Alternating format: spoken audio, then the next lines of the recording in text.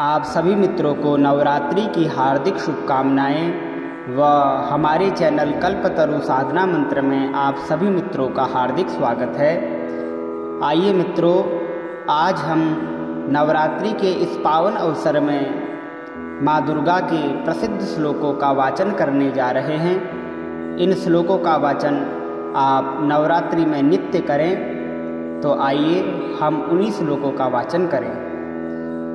ॐ प्रथमं शैलपुत्री च द्वितीयं ब्रह्मचारिणी तृतीयं चन्द्रघण्टेति कूष्माण्डेति चतुर्थकं पंचमं स्कन्दमातेति षष्ठं कात्यायनीति च सप्तमं कालरात्रीति महागौरीति चाष्टमं नवम सिद्धिदात्री च नवदुर्गा प्रकीर्तिताः उक्तान्येतानि नामानि ब्रह्मण्येव महात्मना।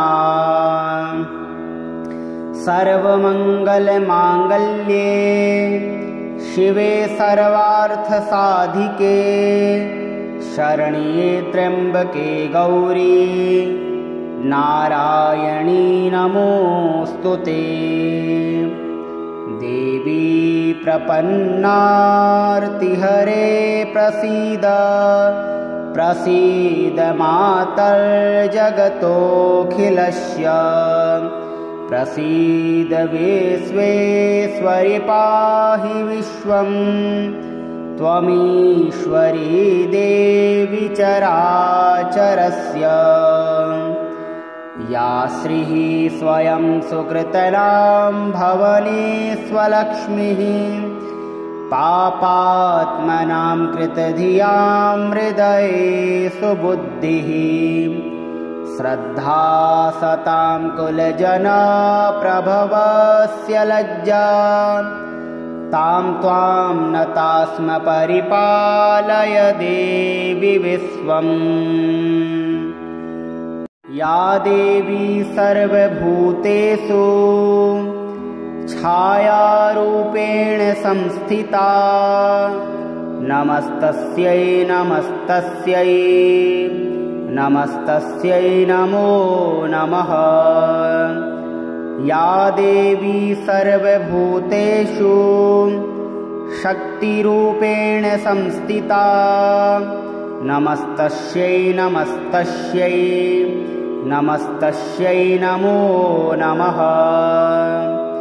या देवी सर्वभूतेषु तृष्णारूपेण संस्थिता नमस्तस्यै नमस्तस्यै नमस्तस्यै नमो नमः।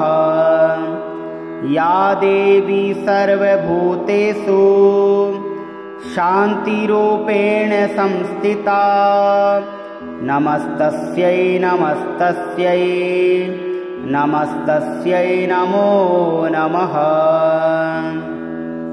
खड्गं चक्रगदेषु चापपरिगान् छोलं भुसुण्डिं शिरः शङ्खं संदधतीं करे स्त्रीनयनां सर्वाङ्गभूषावृतां नीलास्मद्युतिमास्य पाददशकां सेवे महाकालिकां।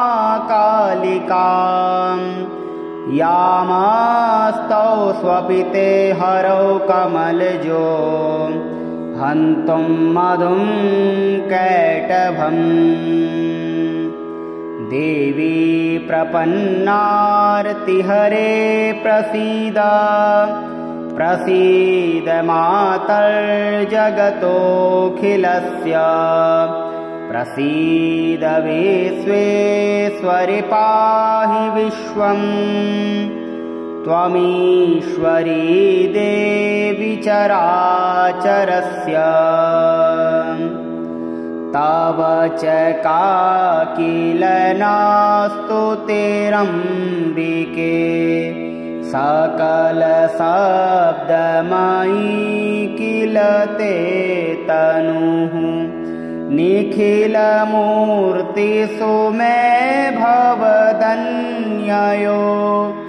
मनसि जासु बहिः प्रसरासु च इति विचिन्तक्षिवे क्षमिता शिवे जगति जातमयन्तवसादिदम् स्तुजपार्चन चिन्तनवर्जिता न खलु काञ्चन कालकलास्ति मे।